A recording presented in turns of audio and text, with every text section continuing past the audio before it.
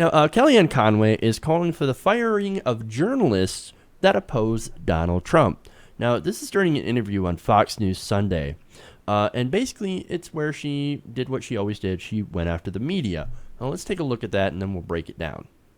People, who's cleaning house? Which one is going to be the first network to get rid of these people who said things that just weren't true? Talk about fake news, talk about alternative facts. What happened last week? I went on 3 network Sunday shows. I spoke for 35 minutes on 3 network Sunday shows. You know what got picked? The fact that I said alternative facts, not the fact that I ripped a new one to some of those hosts for never covering the facts that matter to America's women. The 16.1 million women in poverty as we sit here, the 12.4 million women who have no health insurance. Everybody should feel outraged. The billions of dollars we have spent as a nation on public education, only to have millions of kids trapped in schools that fail them and never really promote and protect their intelligence and prepare them for the world as they all deserve. They shouldn't be restricted by the zip code where they live. They should be lifted up. This has all been a colossal failure, and nobody wants to talk about that. Nobody wants to talk about that. Well, that's kind of interesting. Actually, there are a lot of people that want to talk about that. We talk about that all the time. I guess maybe they never watched TYT or TYT Nation. If they did, their heads would probably explode. But no. So because the news never mentions like poverty, which, look, again, I want to fault cable news. She might actually be right. They don't actually talk about those issues with a lot of substance. Yeah, she is right there. I mean, I mean, that's true. That there's some substance in that criticism, and I'll agree with that. I mean, they do ignore issues of poverty and how policies, interestingly enough, geared towards helping the super rich, tend to exacerbate the problem of massive poverty. Now, the thing is that she's saying that these people, they were lying. They actually weren't lying. They weren't creating fake news. They just weren't covering these issues because it's not sexy to cover things like income inequality or money in politics.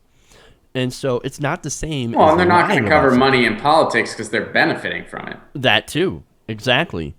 So look, not talking about those issues is not the same as lying about something or providing alternative facts. They're just not the same thing. So she's coming out and saying, oh, they're saying these things that are just not true about Donald Trump.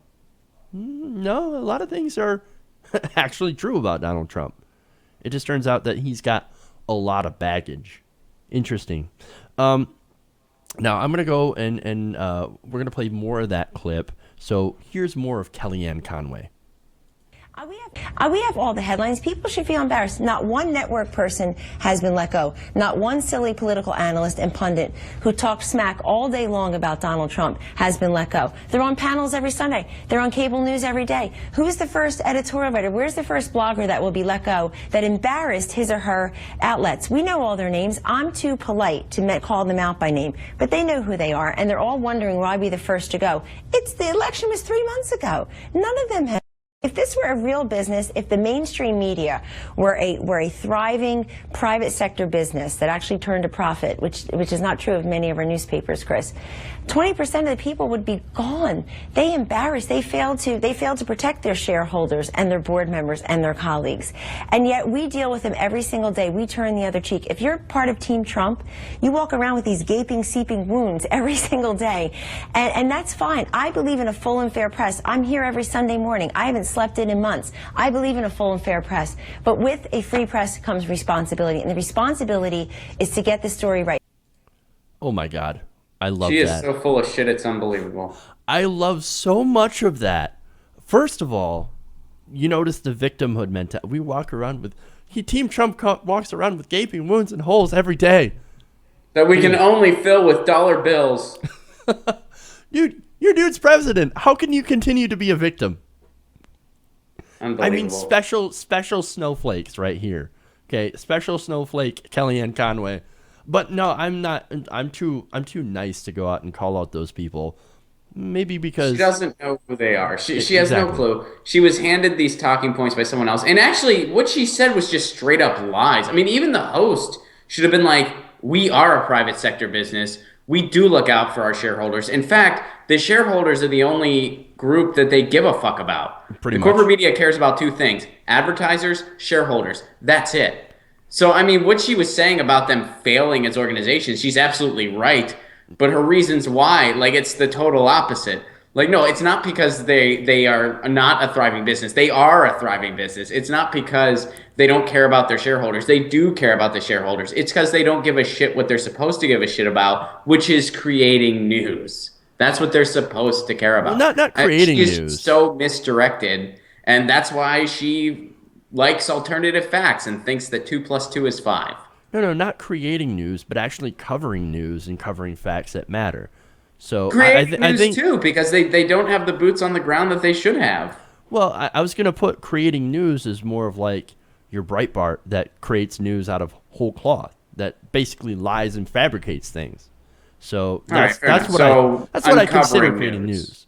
But yeah, I hear what I hear what you're saying. Now, here's the other interesting thing that I wanted to talk about. And she's talking about, why haven't people been fired? Well, for trashing President Trump.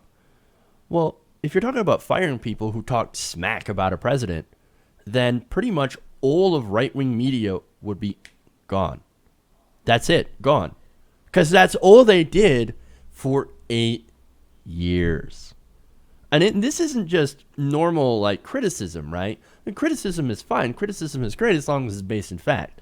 No. For 8 years, horrendous thing after horrendous thing has been said about President Obama. Look, and there are legitimate issues about the way President Obama did things, right? Again, caveat, drone warfare, spying on Americans, collecting their metadata, doing all that stuff, giving tax cuts, making the Bush tax cuts permanent. That's a big issue, right?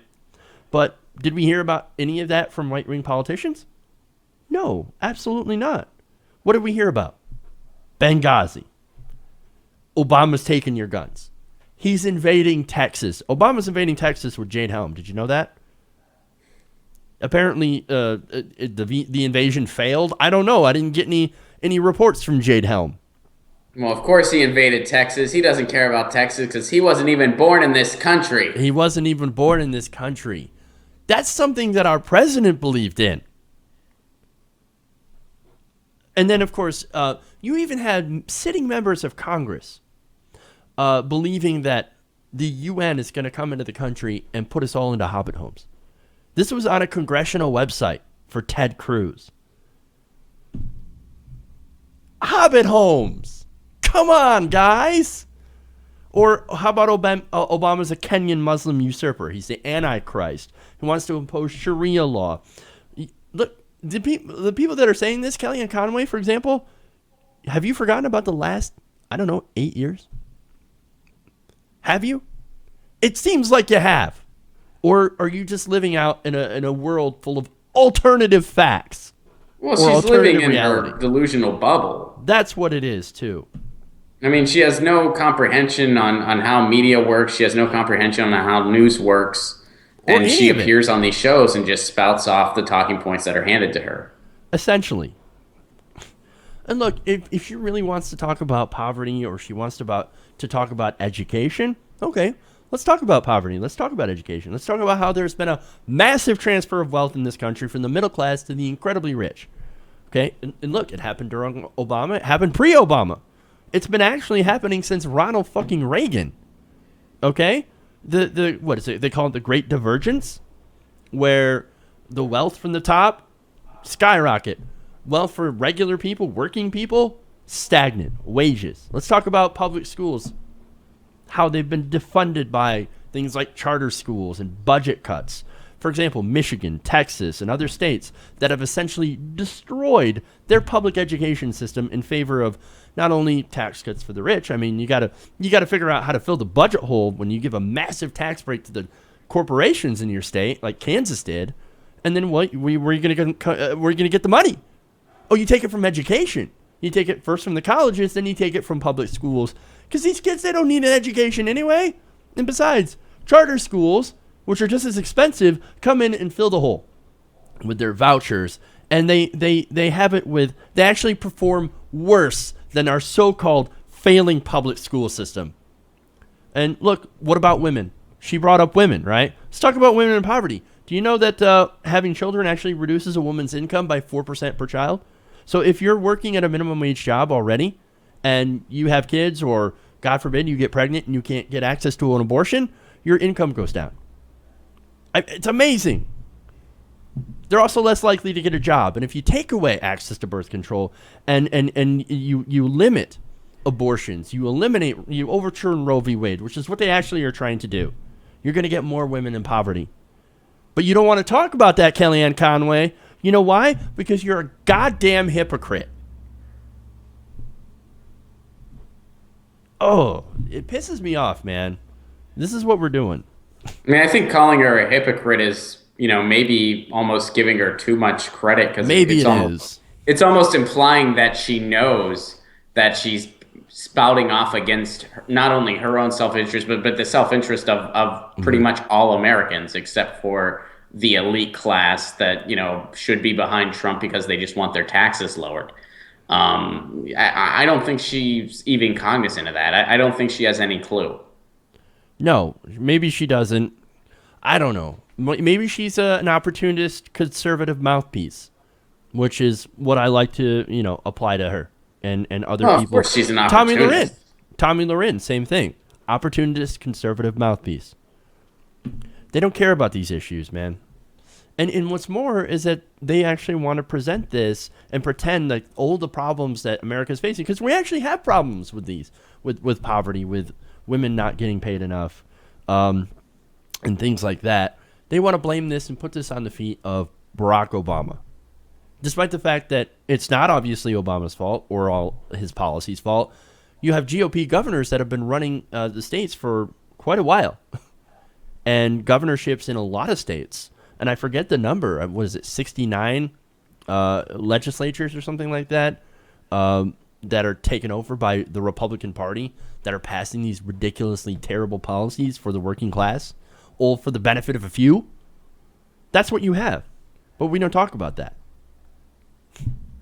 Well, this administration is going to have a very big uphill climb to try to, blame Obama for pretty much whatever it may be. I mean, this was a guy that left office with an incredibly high favorability ratings, and a lot of his policies, he kind of set them up like a domino. If you disrupt one, you're going to disrupt more. They have a really big uphill climb to try to frame that story. So instead, they need another scapegoat, which in this case, in this particular case, what we're talking about in this clip is the media, which is something that, Bannon's been parroting, Trump's been parroting since day one, because they need some kind of a scapegoat. And even though the media really hasn't even been holding them accountable, they're just going to go there first because he is just one PR nightmare after another, because he has the lifestyle habits of a cocaine addict, and he's basically a cartoon villain,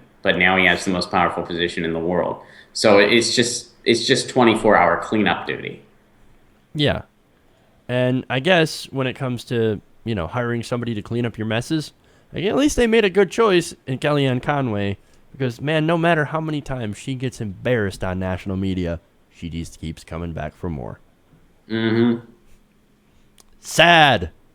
Hey everybody, thanks for watching this video. If you want to see more like this, please hit the subscribe button below. And if you want to support truly independent, non-corporate media, go to our Patreon page and become a patron. Patreon.com/TYTNation.